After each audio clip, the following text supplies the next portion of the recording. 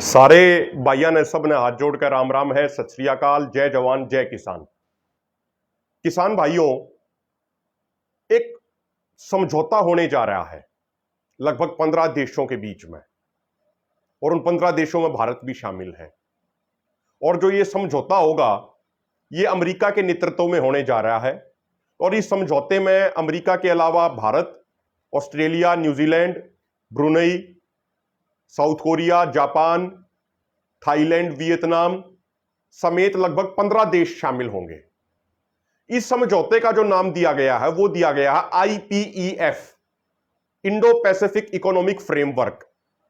कोई news channel, कोई media वाला आपको इन चीजों के बारे में नहीं बताओगा। बहुत कम ऐसे मीडिया संस्थान हैं जो इन गंभीर मुद्दों को कवर करते हैं। और सबसे महत्वपूर्ण बात यह है, मैं आपको एक चीज याद दिलाना चाह रहा हूं। आज से लगभग 2-2.5 साल पहले एक इसी तरह का समझौता होने जा रहा था जिसका नाम था RCEP, regional comprehensive economic partnership. वो जो समझौता होने जा रहा था वो चाइना के नेतृत्व में होने जा रहा था। चाइना उसमें मेन महत्वपूर्ण भूमिका में था और उस समझौते से सबसे ज्यादा फायदा चाइना को होना था। उस समझौते की बातचीत में भी पहले भारत शामिल हुआ था, लेकिन बहुत सारे किसान संगठनों ने, किसानों ने, बहुत सारे लोगों ने उस RCEP समझौते का विरोध किया था और भारत सरकार को मजबूर होना पड़ा था। और भारत सरकार RCEP की चर्चा से, RCEP की बातचीत से पीछे हट गई थी और भारत के किसान उस समय बच गए थे। अब उसी तरह का एक खतरनाक समझौता अमेरिका के नेतृत्व में होने जा रहा है। और एक्सपर्ट्स का यह कहना है कि नवंबर 2023 में जब एशिया पैसिफिक कॉर्पोरेशन ग्रुप की बैठक होगी उसमें इस समझौते के पहले चरण पर हस्ताक्षर हो सकते हैं, इंडो पैसिफिक इकोनॉमिक फ्रेमवर्क। और सबसे महत्वपूर्ण बात यह है कि जो इसके मेंबर देश होंगे, एक्सपर्ट्स का यह कहना है कि उनको एक सिग्नेचर कराए गए हैं पहले ही उनसे कागज पे कि IPEF के बारे में जो चर्चा होगी, जो चर्चा हो रही है, उस चर्चा के बारे में पब्लिक नहीं करना। यह एक ऐसा समझौता होगा जो भारत के करोड़ों किसानों की जिंदगी और उनके भविष्य से जुड़ा हुआ है, लेकिन अब तक इसके ऊपर बहुत कम बातचीत, इसके बारे में बहुत कम जानकारी बाहर आ रही है। भारत की संसद में भी इसके ऊपर कोई डिस्कशन नहीं हुआ है। और सबसे महत्वपूर्ण बात, इसकी जो एक पहली मिनिस्ट्रियल बैठक हुई वो लॉस एंजलिस में हुई थी अमेरिका के। उसके बाद कई दौर की बैठक हो चुकी है। नई दिल्ली में भी बैठक हुई, ब्रिस्बेन में भी बैठक हुई, सिंगापुर में भी बैठक हुई, अलग अलग बैठकें चल रही हैं, लेकिन इसके बारे में बहुत कम जानकारी बाहर निकल के आ रही है। इसके बारे में जानकारी बाहर नहीं निकलने दी जा रही। और इसी तरीके से ये फेसबुक जैसे प्लेटफॉर्म है, मैं आपको बीच में ये भी बात बता दूं, ये भी इस तरीके की बहुत कम बातें जनता तक पहुंचने देते हैं, चाहे फेसबुक हो, यूट्यूब हो, क्योंकि ये प्लेटफॉर्म अल्टीमेटली उन्हीं लोगों द्वारा चलाए जा रहे हैं जो कॉर्पोरेट घराने ऐसे समझौतों के माध्यम से कृषि के ऊपर पूरा कब्जा करना चाहते हैं। तो हम बात कर रहे थे IPEF की। अगर IPEF की बात करें तो सबसे महत्वपूर्ण चीज साथियों यह है कि इसमें अब तक कोई जानकारी बाहर नहीं आ रही है। एक बहुत अजीब तरह की सीक्रेसी बरती जा रही है IPEF के बारे में। भाई, जब भारत के नई दिल्ली में एक बैठक हो चुकी है तो उसके बारे में जानकारी पब्लिक क्यों नहीं की जा रही? लोकतंत्र को तो लोकतंत्र की आत्मा कहा जाता है संसद, लेकिन संसद में भी चर्चा नहीं हो रही। और सबसे महत्वपूर्ण जो बात है, इस IPEF समझौते में 4 प्रस्तावित पिलर हैं। Trade pillar, supply chain pillar, clean economy का पिलर और फेयर इकोनॉमी का पिलर। पहले तो यह बातें निकल के आ रही थी कि भारत ट्रेड पिलर की चर्चाओं में शामिल नहीं होगा और भारत को विशेष छूट दी गई है। लेकिन जो रीसेंट रिपोर्ट्स निकल के आई है, उन रीसेंट रिपोर्ट्स के अनुसार भारत ट्रेड पिलर की चर्चा में भी शामिल होने जा रहा है, क्योंकि अमेरिका का बहुत ज्यादा दबाव है भारत के ऊपर कि भारत ट्रेड पिलर की चर्चाओं में भी शामिल हो। IPEF में होगा क्या बेसिकली? पहले हमने आपको कई वीडियोस में FTAs के बारे में बताया, फ्री ट्रेड एग्रीमेंटों के बारे में बताया।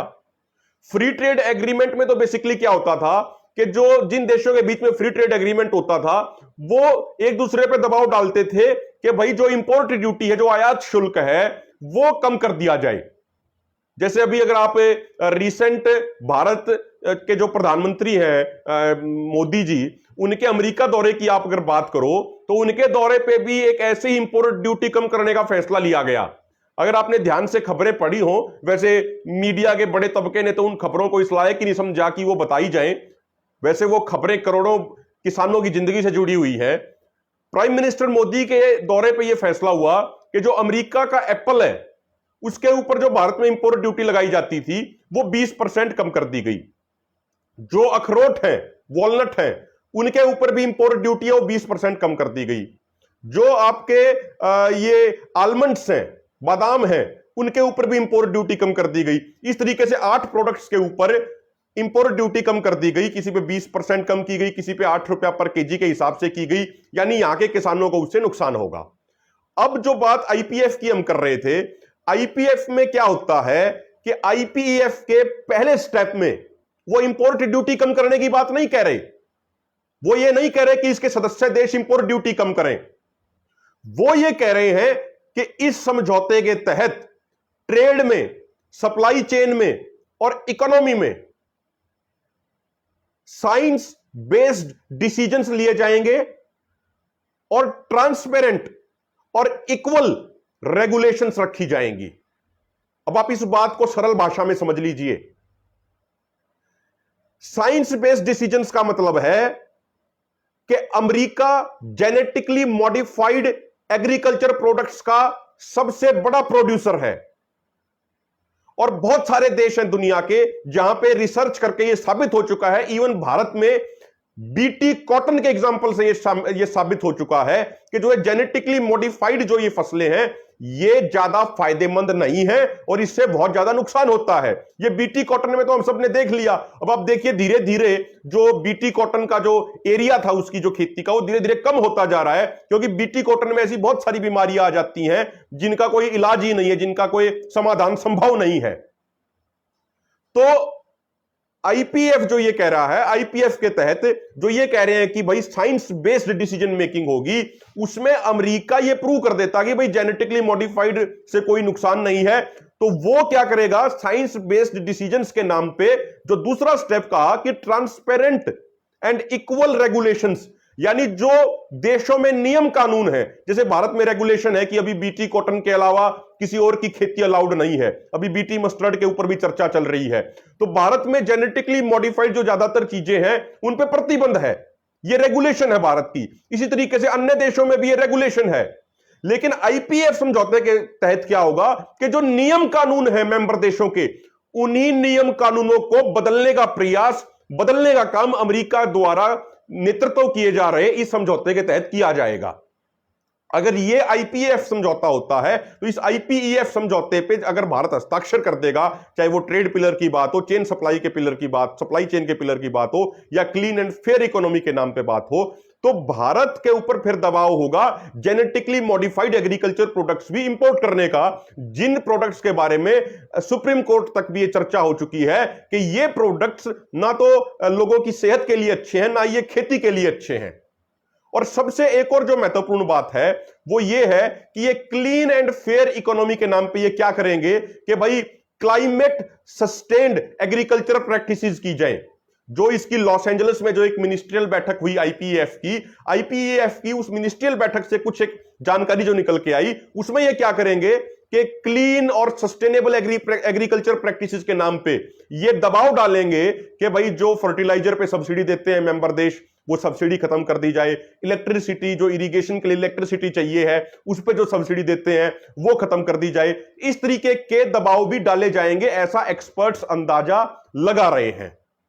तो सबसे जो महत्वपूर्ण बात है कि पहले दौर में, पहले स्टेप में आईपीईएफ नाम के समझौते के तहत होगा क्या कि जो आपके रेगुलेशंस हैं, जो आपके नियम कानून हैं, जो जेनेटिकली मॉडिफाइड एग्रीकल्चर प्रोडक्ट्स का इंपोर्ट होने से रोकते हैं, उन कानूनों को ही चेंज कर दिया जाएगा, उन्हीं में बदलाव कर दिया जाएगा।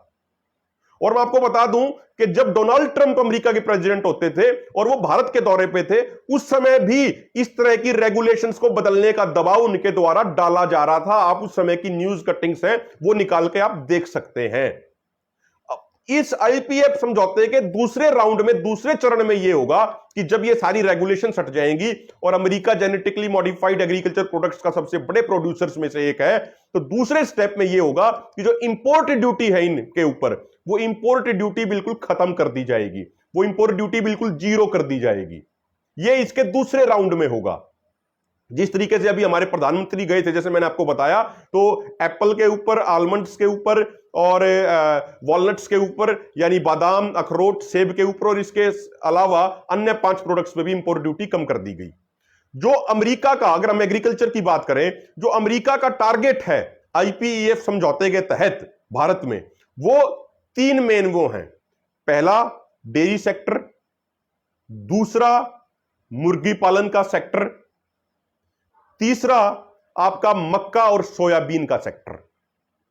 अगर बात करें डेयरी सेक्टर की, तो डेयरी सेक्टर में आज के दिन भारत में सबसे ज्यादा पशु हैं। यदि हम पूरी दुनिया की बात करें, भारत में करोड़ों किसान हैं जो दूध के काम के ऊपर डिपेंडेंट हैं, और एवरेज जब निकालते हैं तो भारत में एक किसान के पास जो दूध का काम करता है, 3 से 4 पशु ही उसके पास मैक्सिमम आते हैं।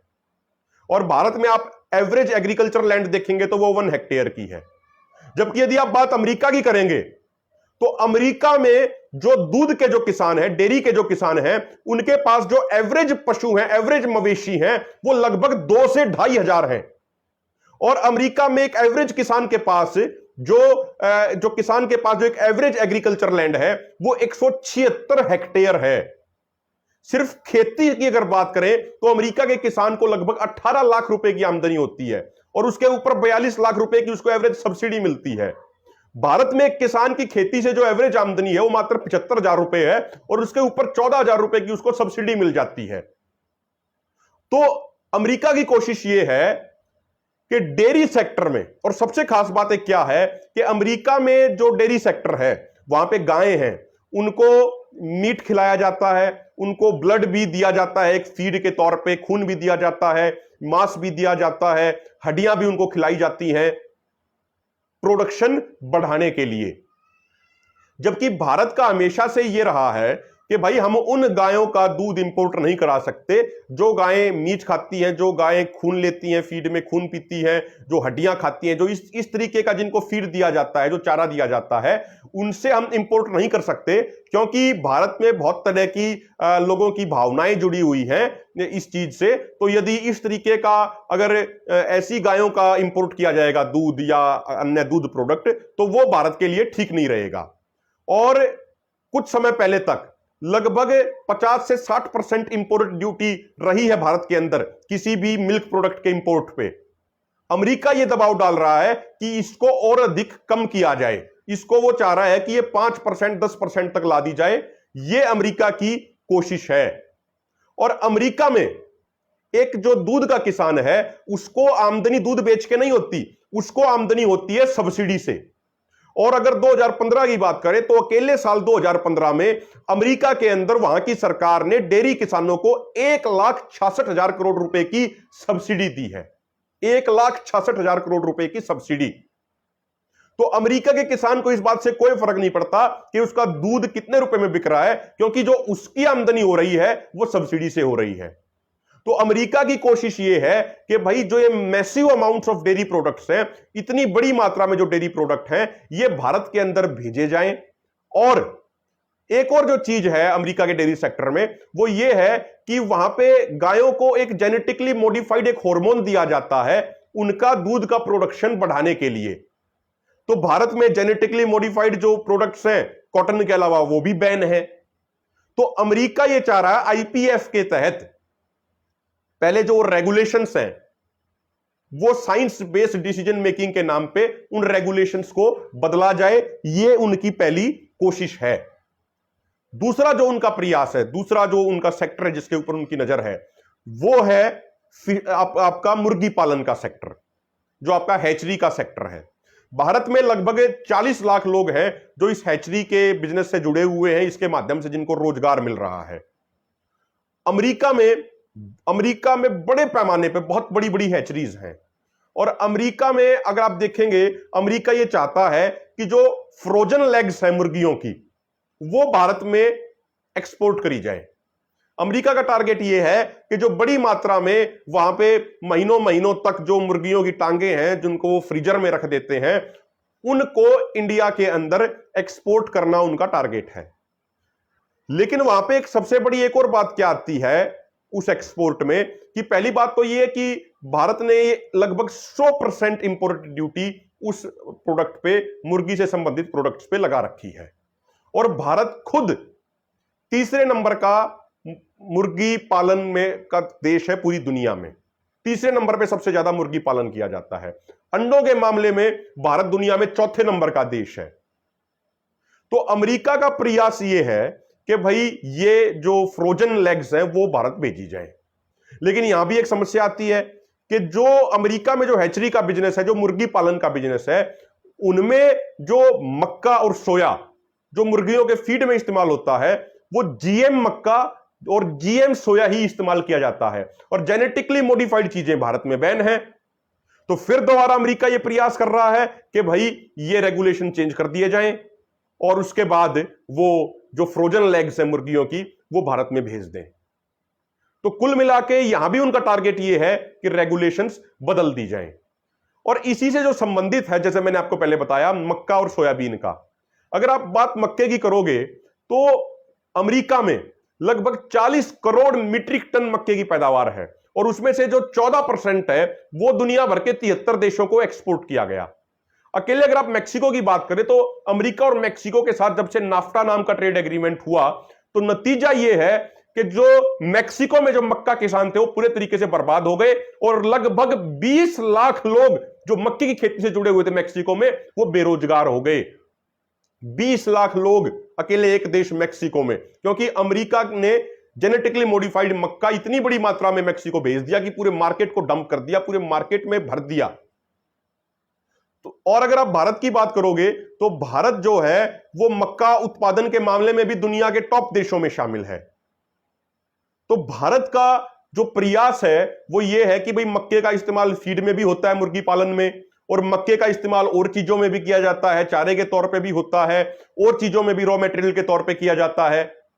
तो भारत ये नहीं चाहता कि वहां से जेनेटिकली मॉडिफाइड मक्का भारत के अंदर आए, लेकिन अमेरिका आईपीएफ के माध्यम से ये दबाव डालने की कोशिश कर रहा है कि भाई नहीं, ये भारत में लाना पड़ेगा। तो ये मक्के के ऊपर भी वहां की सरकार ये दबाव डाल रही है भारत के ऊपर।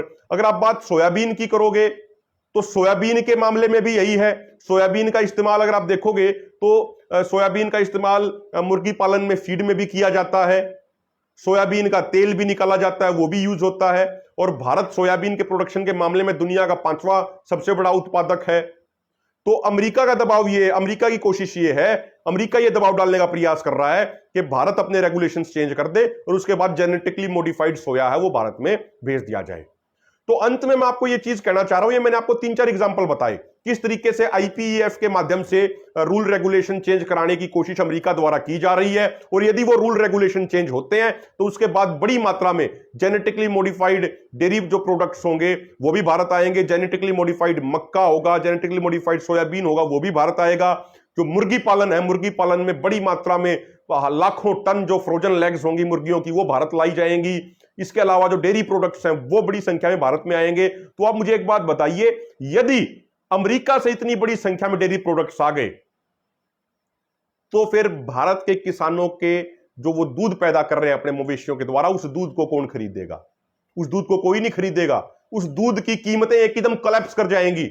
जो अमेरिका ने कनाडा के साथ फ्री ट्रेड एग्रीमेंट किया, अमेरिका ने मैक्सिको के साथ फ्री ट्रेड एग्रीमेंट किया, अमेरिका ने केनिया, अन्य देशों के साथ, चाइना के साथ और देशों के साथ जो फ्री ट्रेड एग्रीमेंट किया, उसका नतीजा क्या रहा? जिन विषयों पे ट्रेड एग्रीमेंट हुआ, जिन प्रोडक्ट्स के मुद्दों पे ट्रेड एग्रीमेंट हुआ, उन प्रोडक्ट्स को इतनी बड़ी अमाउंट में अमेरिका ने उन देशों में भेज दिया कि उन प्रोडक्ट्स की वहां पे लोकली जो कीमत थी उन लोकल प्रोडक्ट्स की उन देशों में, वो बिल्कुल कोलैप्स कर गई, वो बिल्कुल जीरो हो गई, वो खत्म हो गई। तो अमेरिका का टारगेट एग्रीकल्चर जो हमारा सेक्टर है भारत का वो है, क्योंकि अमेरिका इस बात को जानता है कि जब कोरोना आया था, जब पूरे देश की अर्थव्यवस्था 28% श्रिंक कर गई थी, तो उस समय भारत में कृषि क्षेत्र एकमात्र ऐसा क्षेत्र था जो 3.6% की दर से ग्रो कर रहा था।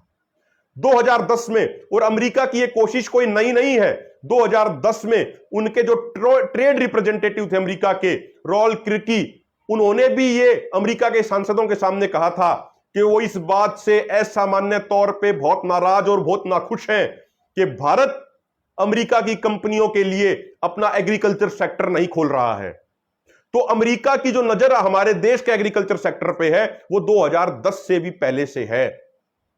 तो आपको इस बात को समझना पड़ेगा कि यदि वहां से जो डेयरी प्रोडक्ट्स आए इस समझौते के तहत, तो हमारे यहां का जो डेयरी सेक्टर है वो बर्बाद हो जाएगा। यहां के जो डेयरी किसान हैं, यहां के जो 3-3, 4-4 पशु लेके दूध का काम करने वाले किसान हैं, वो खत्म हो जाएंगे। हमारे यहाँ पे जो मुर्गी पालन से जुड़े हुए लगभग 40 लाख लोग हैं, बड़ी बड़ी हैचरीज हैं, वहां पे सैकड़ों लोगों को रोजगार मिलता है, वो पूरे तरीके से खत्म हो जाएगा।